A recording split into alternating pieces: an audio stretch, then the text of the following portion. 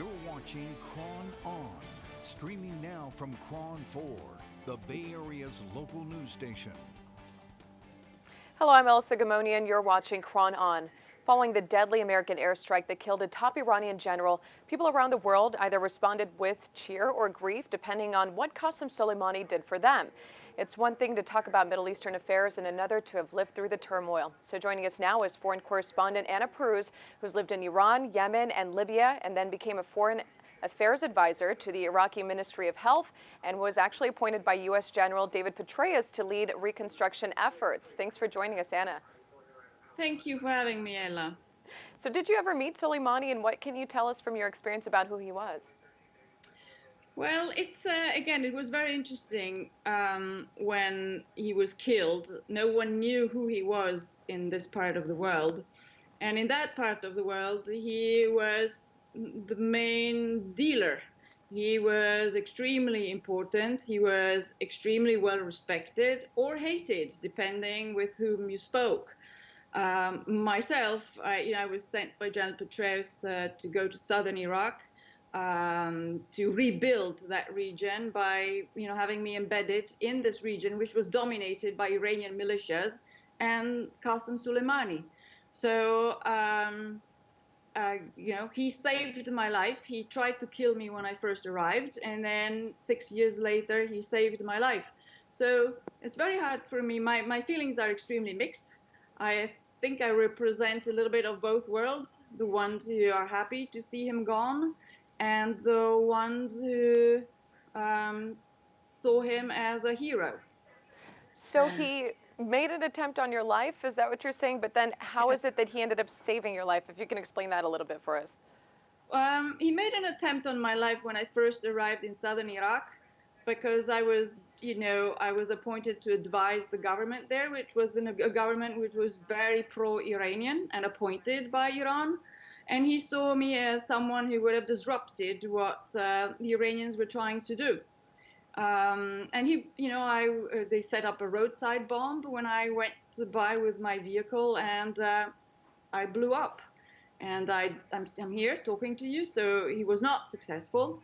I can't hear from an ear because of that. And his hitman down there, I remember when I met him afterwards, he told me a few months later that he was actually happy that he had not succeeded in blowing me up. He said it just casually, as if it's something, And 6 years later, Muqtada al-Sadr, who is the clergy who is, famous and infamous in Iraq, had decided to call a fatwa on me. And as you for sure know, fatwa is a death sentence. Not only, would I've had to leave Iraq, but a fatwa means that every Muslim around the world has the duty to kill you. And Qasem Soleimani, I reached out to Qasem Soleimani, and he convinced Muqtada al-Sadr to lift the fatwa. And that was huge, and at that time, Muqtada al-Sadr was in Qom in Iran under Qasem Soleimani's protection, Iranian protection. So that was huge, and that was the only way I could get away with a fatwa. So I have very mixed feelings about Qasem. What can you tell our viewers? That's just an incredible story, first off. But what can you tell our viewers to try and explain, more a little bit about Soleimani and the situation now in the Middle East after his passing, for those that aren't as familiar, given that you've lived in the thick of it? Well, again, he was the most important man in the Middle East, so he was active all over the Middle East. Even those who hated him had him in very high regards.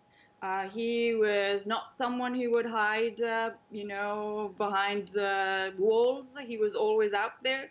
He was a hero in Iran. But even in Iraq, where a lot of Iraqis, disliked him, hated him, they all revered him. They all thought very highly of him. So he had the respect from everyone. And when he died, when he was killed, one of my thoughts when I was hearing he was the second most important man in Iran, I actually think he was the most important man in Iran. I think that a lot of Iranians, had the Grand Ayatollah been killed, would have silently cheered not with Qasem Soleimani, because he was a general, he was a fighter. So I think that, the US killed the most important man in Iran.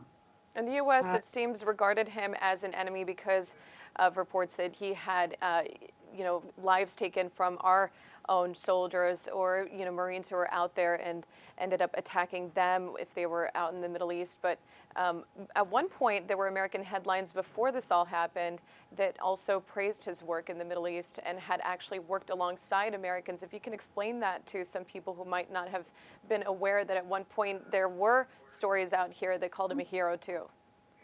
Well, we praise, when al-Baghdadi, the head of the Islamic State, got killed, it was all about America killed him. Reality is Islamic State, is no longer in Iraq, mainly because of Iran, mainly because of Qasem Soleimani. And of course, the United States helped with that. So there was collaboration to get rid of the common enemy, and the common enemy was the Islamic State.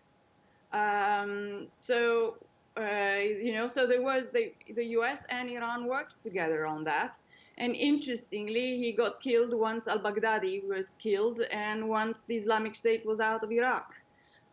So again, he was very useful at some point.